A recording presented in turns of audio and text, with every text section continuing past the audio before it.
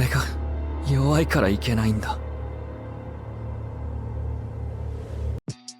The story commences with our injured protagonist, Ein, standing at the brink of a cliff. He blames himself for being too weak but finds relief in knowing that this will be the end. Ein challenges himself, questioning the purpose of his existence. In the end, he was never able to accomplish a single thing. 俺はなんで生まれてきたんだろう。生きてきた時間に。 And now it's simply over. In his last moments, Ian thinks about how poorly he was treated and how his life was the worst. People treated him like garbage, and now he will pass away like the trash he is. A while earlier, we watch as a warrior takes on a giant rat monster. He does well to fend it off.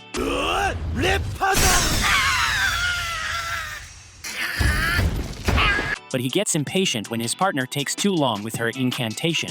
She eventually completes it and launches a powerful fireball to absolutely roast the beast. To them. Fireball!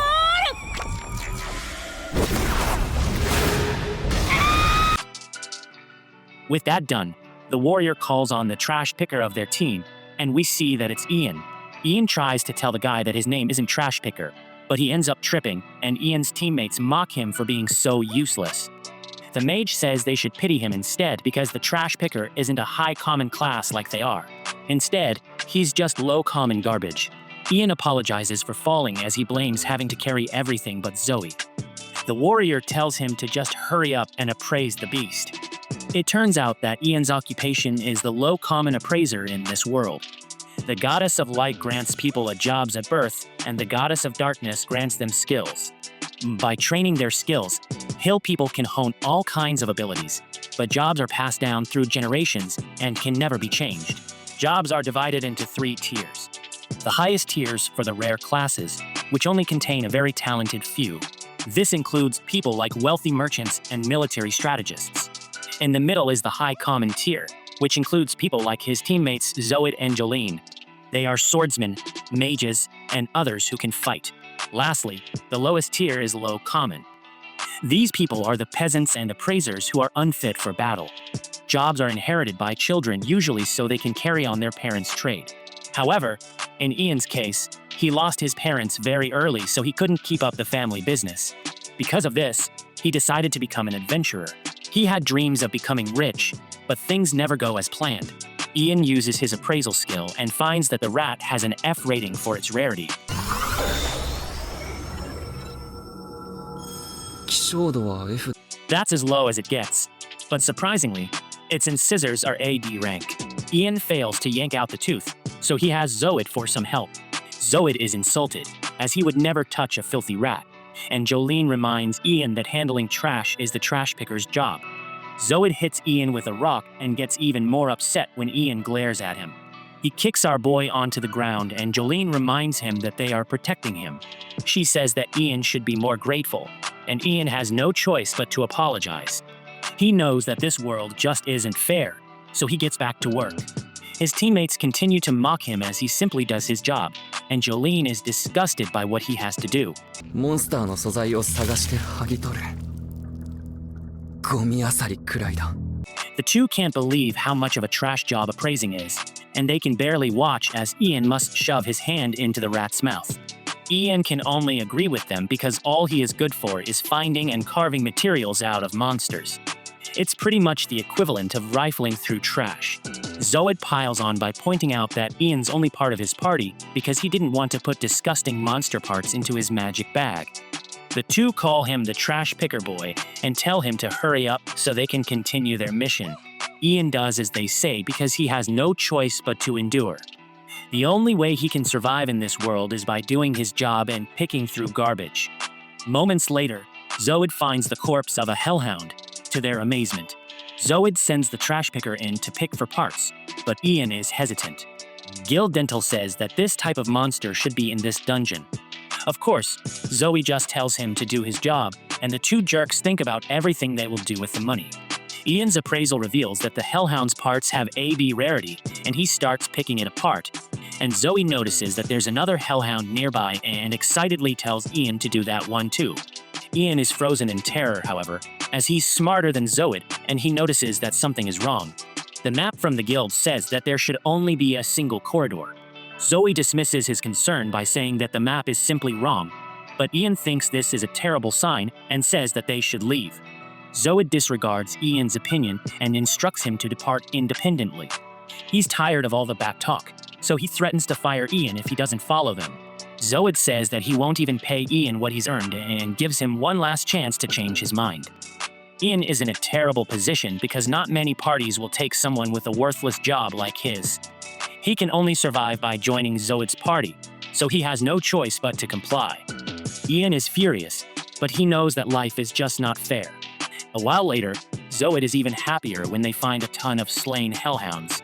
Ian is worried as he wonders what could be defeating these high-level monsters. If they were other adventurers, then they would have collected the items. Zoid isn't interested in using his brain, but Ian is terrified when he points out that several living hellhounds have appeared. The jerks finally realize that they're in serious danger, and Ian determines that the pack must have just been fighting over food.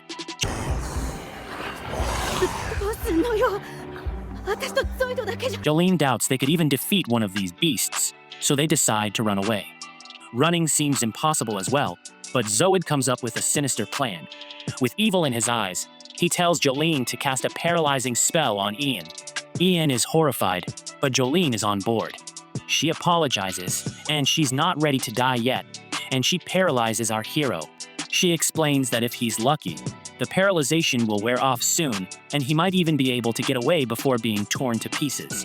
Zoid slams his foot onto Ian and tells the pack that dinner is served. Ian can only watch in horror as his teammates say goodbye and they leave him behind. He can barely get the words out as he begs for help, but it's too late. The pack descends upon Ian and begins tearing into him. Luckily, the pain cancels out the paralysis, and Ian is able to defend himself. Tossing his bag reveals all the apples he was carrying, and this buys just enough time to escape.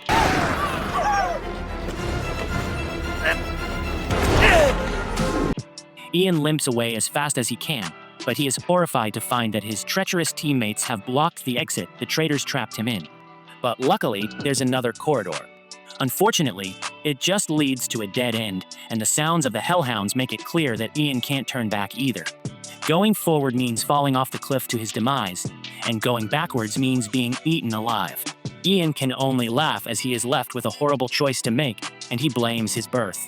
As a worthless appraiser, he became an adventurer in the hopes of changing his life, but he just ended up being mocked. Ian bowed his head to the mockers, but he still ended up just being abandoned. Ian once again uses his useless appraisal skill, but starts to wonder if it's really to blame.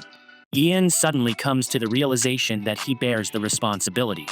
He just blamed everything on his job and ran away while placing limits on himself. Unfortunately, it's too late, but Ian has realized that it's all his fault for being so weak. Ian takes the plunge, and we hear what he said at the start. He was treated like garbage, and now he will die like trash. Moments later, we find the unconscious Ian in a strange place as a mysterious woman approaches him. She gives our hero a kiss on the forehead, and he wakes up.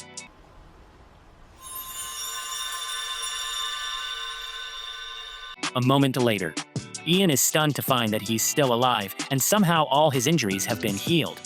He is then amazed by a giant tree nearby that is surrounded by giant walls of water, and he uses his appraisal skill and a droplet that falls from the tree. The appraisal results stun our boy as it reveals that it's a droplet from the world tree. His appraisal of the tree confirms that it really is the world tree, but it shocks him because he didn't believe it actually existed. Legend says that long ago, the world had a single world tree for people to produce the magic energy that they use day to day. They breathe in mana from the atmosphere and convert it within their bodies. The tree responsible for that mana is the world tree. Supposedly, it withered away long ago, but no one can figure out how mana still existed. Geniuses assume that other world trees must have existed, but despite exploring every inch above ground, none were ever found. That makes sense because no one would think to look so deep down in a random dungeon. Ian can tell that the tree was what saved his life, so he thanks it, but he hears a voice nearby. Nothing is there, so he just ignores it, and he's surprised that there are no monsters nearby. Ian is left to wonder what his next move will be because he is sure that the traders won't send for help and he has no food. Ian can only move forward, so he thinks the tree one last time.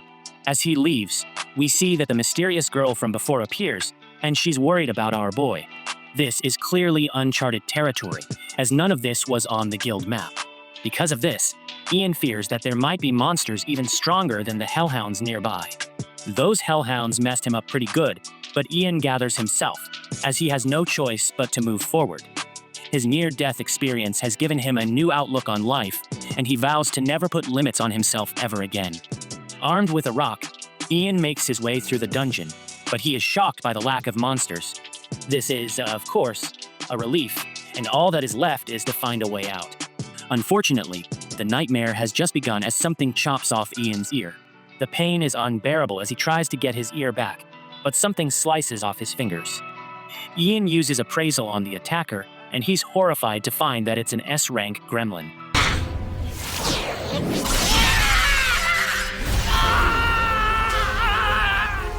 The beast instantly cuts into him, and Ian is reminded that being able to learn his opponent's rank doesn't mean he is strong enough to fight it. Ian tries to escape, but he's at the monster's mercy. The gremlin goes in to end his life, but Ian is stunned to see that it stopped, and it's now trembling in fear. Ian is horrified to see that an S-rank death bear has appeared, and the gremlin is completely crushed. The beast claws right through Aaron's face,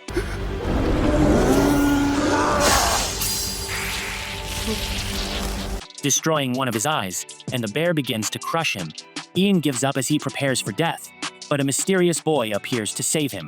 The child expresses dissatisfaction over a girl imploring him to save Ian, and he cautions our hero not to misunderstand her. Ian loses consciousness, and when he wakes up, we see that his ruined eye has been replaced. He is backed by the World Tree, and is done once again to see that his wounds are healed. Ian sees the mysterious girl for the first time, and he is left speechless by her beauty. He compares her to one of the elves you see in fairy tales, and she gives our hero a smile. I appreciate you viewing my anime recap, Unruly Family. Please let me know what you think about this anime recap by liking, sharing, and commenting, and please subscribe to the channel to help us reach 5,000 subscribers.